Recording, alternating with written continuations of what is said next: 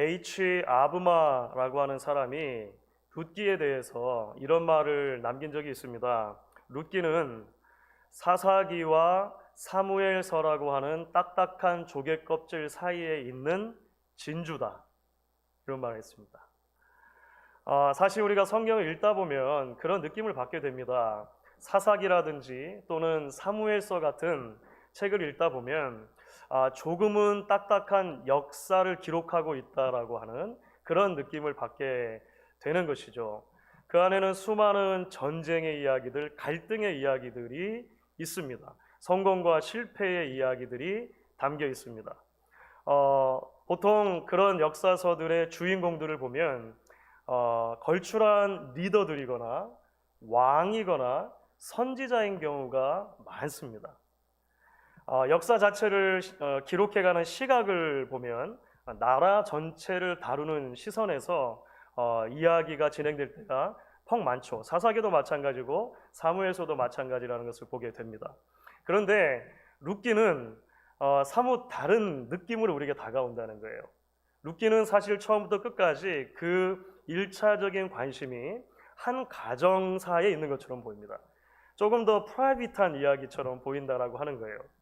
주인공들이라고 해도 룻기 안에는 연약해 보이는 또는 소망이 없어 보이는 여인들이 1차적인 주인공들로 등장합니다. 그리고 나이가 많은 보아스라고 하는 한 남성이 등장하는 것을 보게 되죠. 사뭇 다른 그런 느낌들이 우리에게 다가와요. 구약의 흔한 전쟁 이야기 하나 룻기에는 없습니다. 어떤 그 스펙타클한 승리의 이야기라든지 이런 것들은 룻기에 빠져 있다라고 하는 것이죠. 그런데 여러분, 그럼에도 불구하고 이 룻기의 말씀은 마치 숨겨져 있는 보석과 같이 우리에게 은은한 빛을 발하는 그런 하나님의 말씀이라고 하는 것입니다. 룻기는 사사시대라고 하는 아주 어두운 시기 자체를 배경으로 합니다. 그 어두운 시기에 어떻게 하나님께서 깨어질 대로 깨어져 버린 한 가정을 당신의 인애와 당신의 위로 가운데 회복시켜 주시느냐라고 하는 이야기라고 하는 것이죠. 그리고 결국 그 한 가정이 회복되는 이야기를 통해서 나중에는 이제 그 이야기가 다윗의 족보로 연결된다고 말씀드렸죠. 결국은 한 민족을 향해서, 소망이 없어 보이는 한 민족을 향해서 하나님께서 어떻게 끝까지 신실하시느냐로 이제 연결이 된다라고 말씀을 드렸습니다. 그래서 이 룻기 말씀은 수천 년이 지나 지금도 고된 인생의 걸음들을 걸어가는 우리들에게도 말을 걸어온다는 거예요. 우리들에게 적실한 하나님의 말씀으로 다가온다는 것입니다. 여러분, 이제 특별히 오늘 우리가 함께 읽은 본문의 말씀은 룻기의 말씀이 왜 진주 같은 말씀인가를 너무나도 잘 보여주는 대목이라고 할 수 있습니다.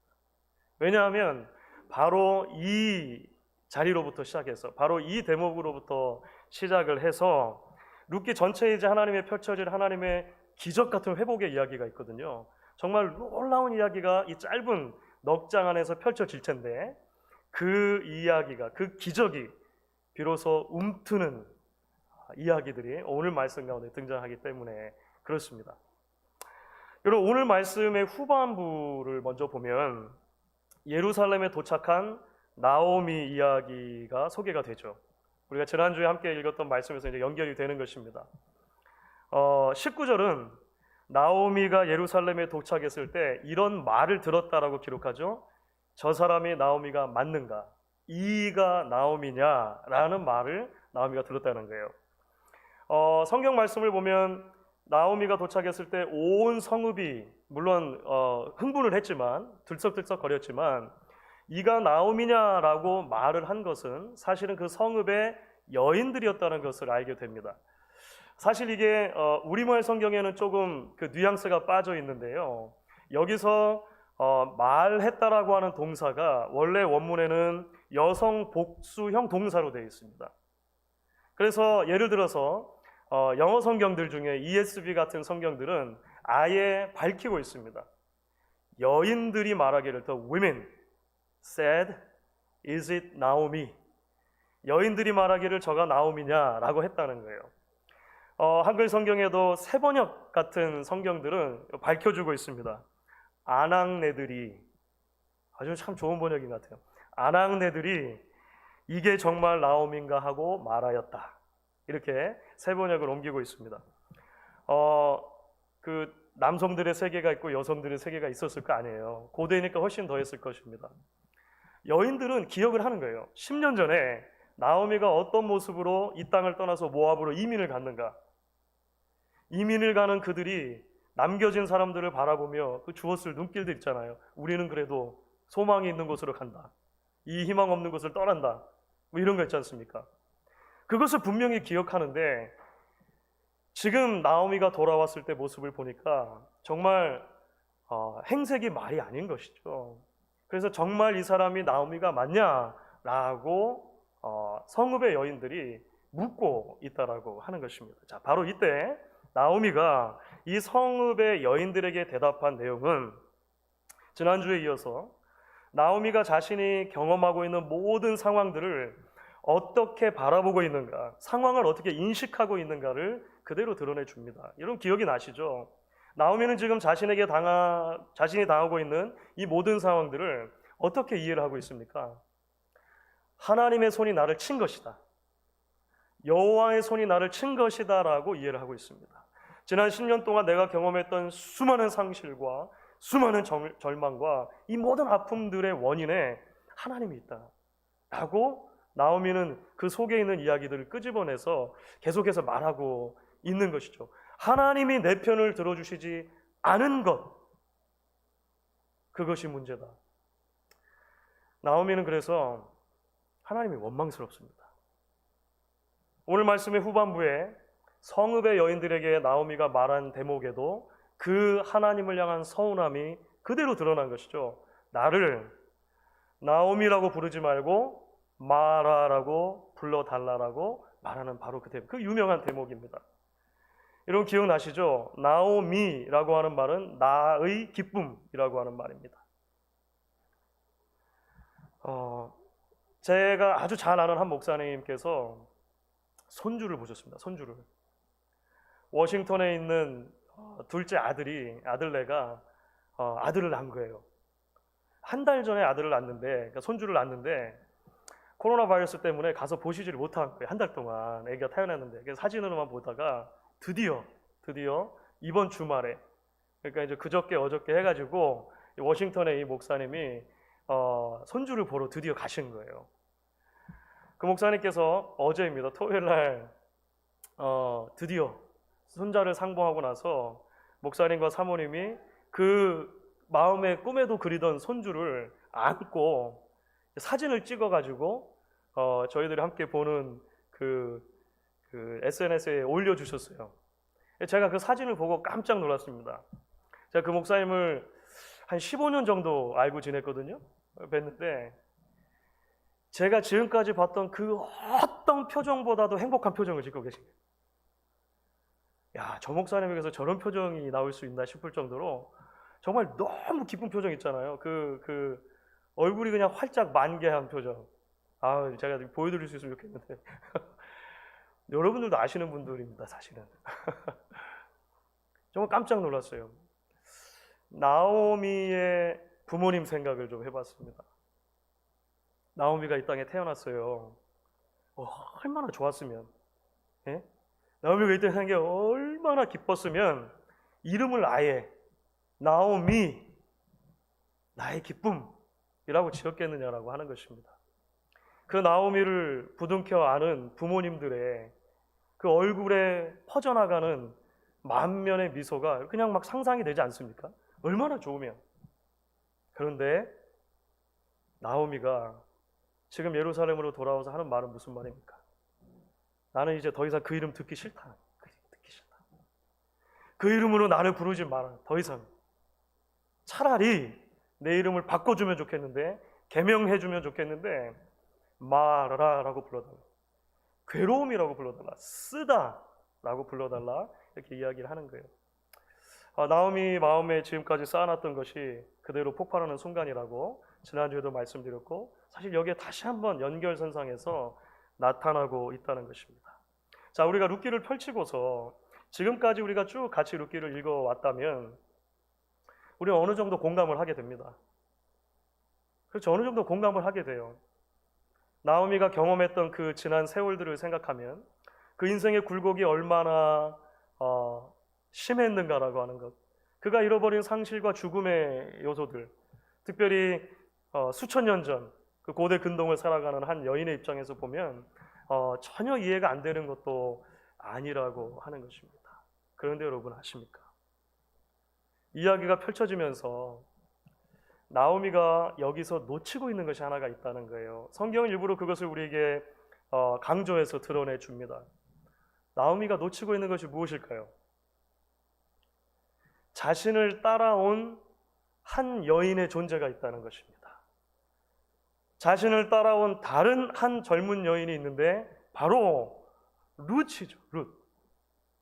그 룻의 존재를 사실은 지금 조금 나오미가 잊고 있는데, 사실은 이 나오미가 잊고 있었던 룻이 이제 굉장히 중요한 인물로 오늘 말씀 안에서 이제 부각이 되기 시작을 합니다. 왜냐하면 이 룻은 하나님께서 나오미에게 인애, 그러니까 헤세드와 안식, 위로를 베푸신 메누하를 베풀어 주실 때 이 룻을 통해서 주시는 것을 우리가 말씀을 통해 보게 됩니다.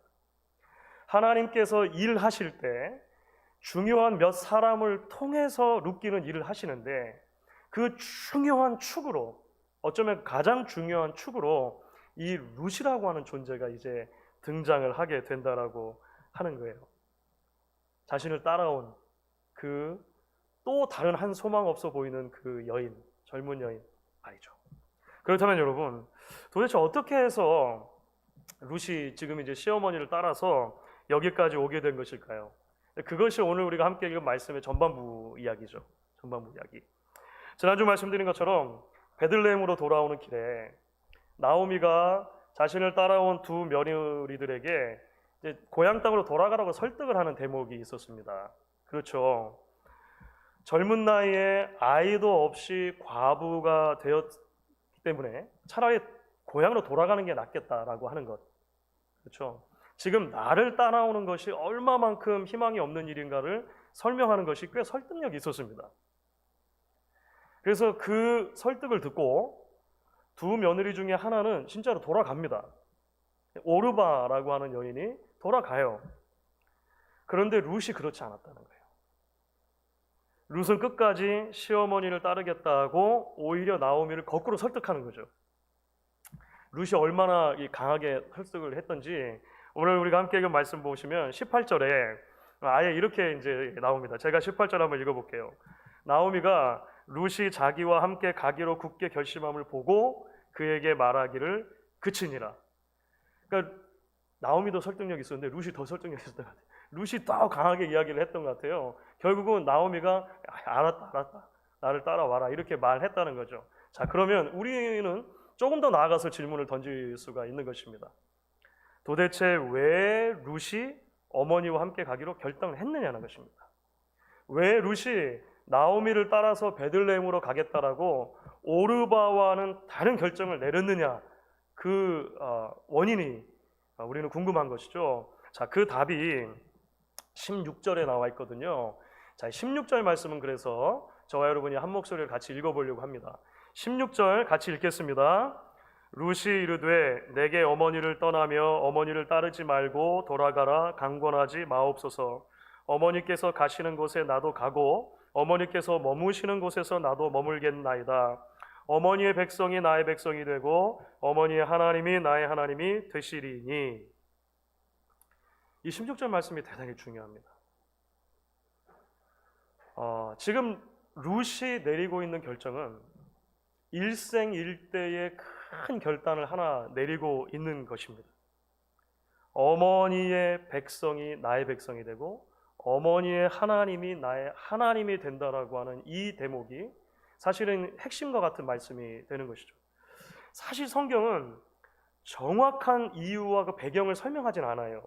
왜 이런 결정을 했는가를 이야기하고 있지는 않습니다만 성경의 뉘앙스는 무엇이냐면 룻이 지금 내리고 있는 결단은 단순하게 자신보다 연로한 시어머니를 홀로 둘 수 없어서 시어머니를 모시기 위한 의리의 결단이라고 하는 것을 넘어선다는 데 뉘앙스가 있는 거예요. 어머니의 백성이 나의 백성이 되고 어머니의 하나님이 나의 하나님이 된다라고 하는 말 속에 룻이 지금 내리고 있는 결단은 그 근본적인 이유를 우리가 다는 이해할 수 없지만 신앙적인 결단이라는 것입니다. 신앙적인 결단, 종교적인 결단을 내리고 있다라는 거예요.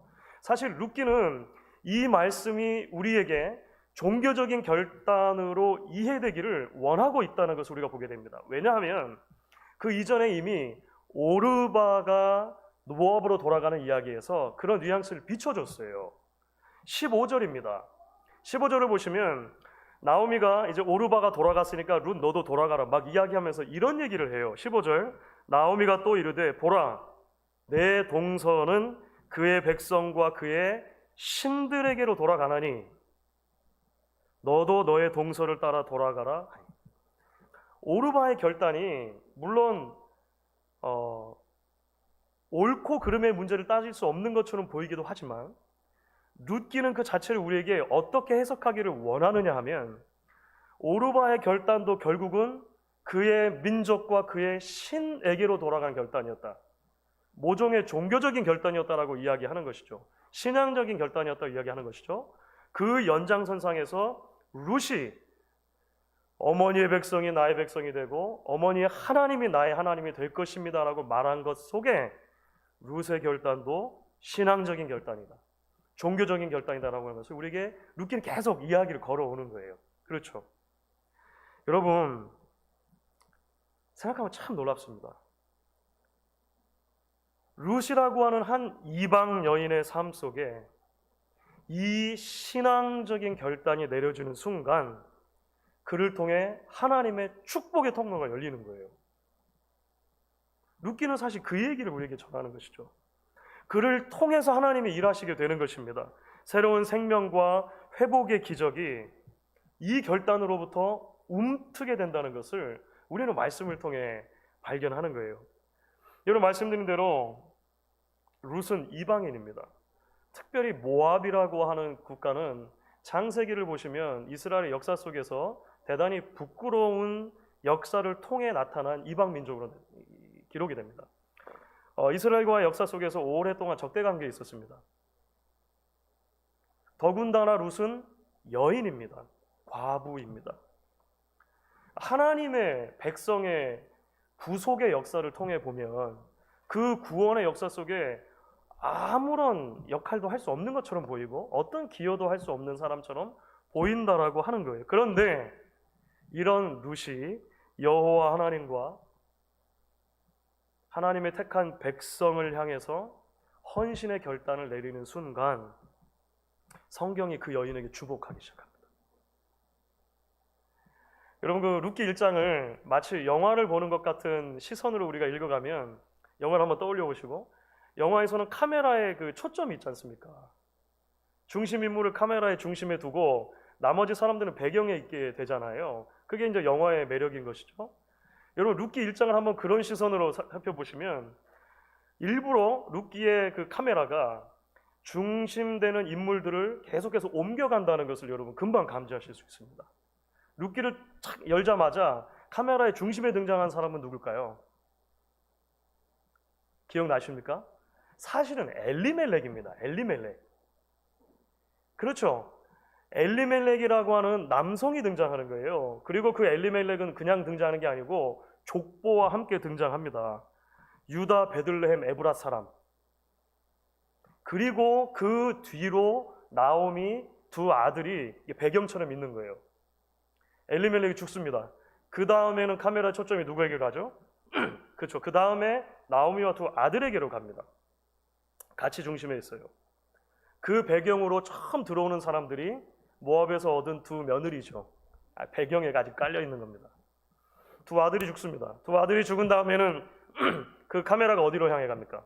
그렇죠. 그 다음에 이제 나오미에게 향해 가는 거예요. 그래서 베들레헴으로 향해 가는 길 위에서는요, 순전히 전반부까지는 나오미의 대사가 거의 전체를 차지하는 것입니다. 우리가 지난주에 살펴본 내용이죠. 나오미의 대사. 그런데 여러분 참 놀랍습니다.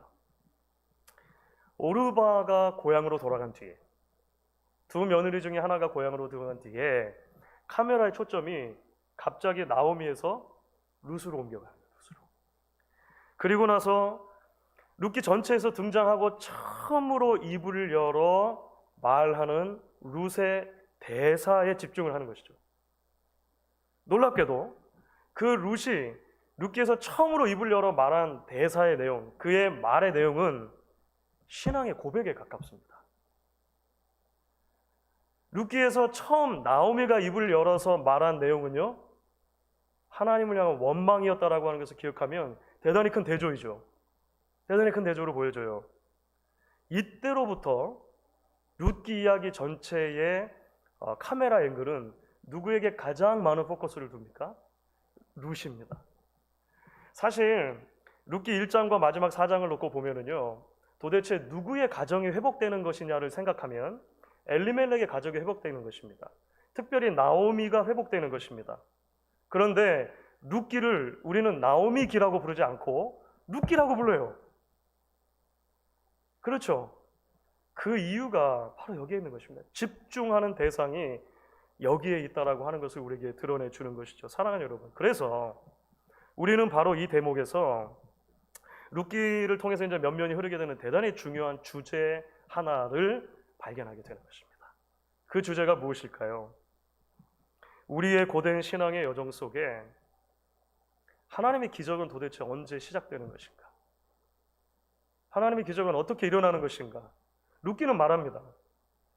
하나님의 기적은 매일매일 겸손히 하나님을 따르기로, 그리고 그 백성을 위해서 헌신하기로 결단하는 아주 지극히 평범한 사람들을 통해 일어난다는 것입니다.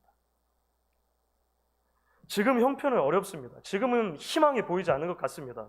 하지만 그럼에도 불구하고 하나님이 살아 계시다는 것과 그 하나님이 내 인생을 향한 계획을 가지고 계시다는 것을 분명히 믿으며 날마다 그 하나님의 날개 그늘 안에서 내가 피하기를 원한다라고 고백하는 그 연약한 한 사람 한 사람의 결단을 통해서 하나님은 천천히 그러나 분명하게 당신의 뜻을 이루어 가신다는 거예요. 성경에서 룻기만큼 이것을 극적으로 우리에게 보여주는 책도 참 드물다라고 그래서 학자들이 이야기를 하는 것입니다. 한국의 한 지인 목사님이 최근에 본인의 SNS에다가 같은 주제가 되는 글을 며칠에 걸쳐서 계속 올려주셨어요. 그런데 그것이 참 많이 동감이 되었습니다. 어느 한 날 그 목사님이 한국 꽤 유명한 목사님인데, 친구 목사님이신데 이렇게 올렸더라고요. 오늘을 잘 살아야 좋은 과거를 만들 수 있다. 내일이면 과거가 될 시간. 그래서 그런가 보다 이렇게 생각을 했어요. 다음 날인지 다다음 날쯤인지 또 이런 글을 올린 거예요. 미래를 말하기보다 오늘을 치열하게 살아내자. 그 하루가 미래를 말할 테니.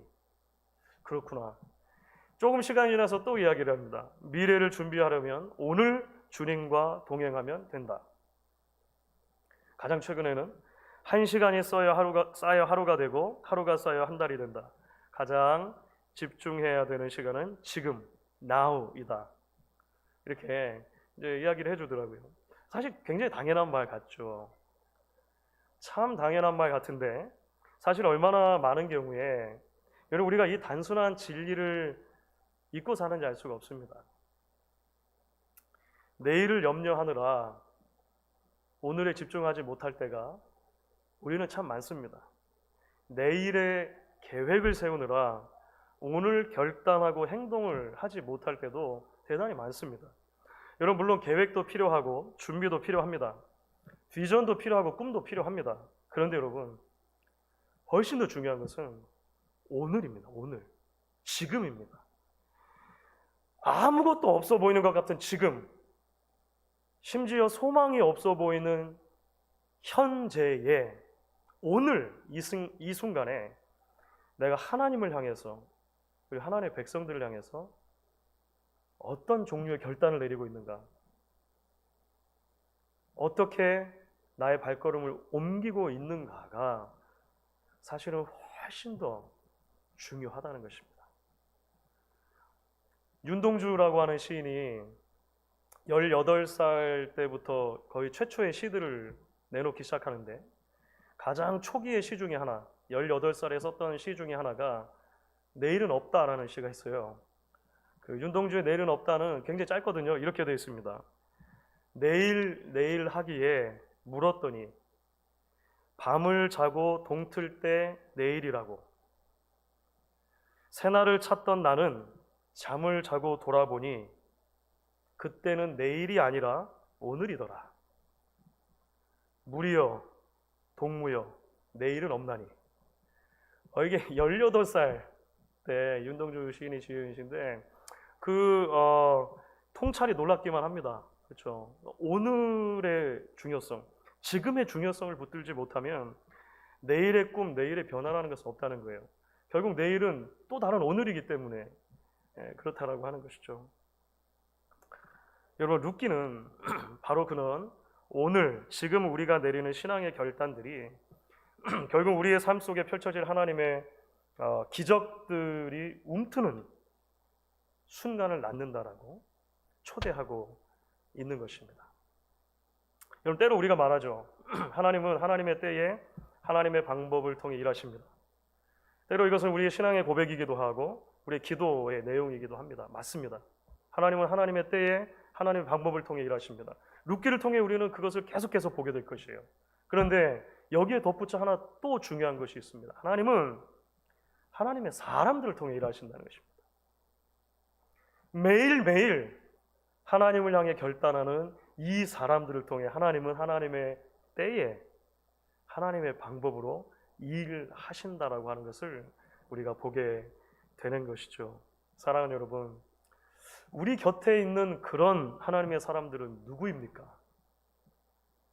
우리는 지금 그런 사람이 되고 있습니까? 매일매일 우리의 삶 속에 하나님의 기적을 향해서 결단해가는 순간들이 있게 되기를 주의 이름으로 간절히 축원하겠습니다.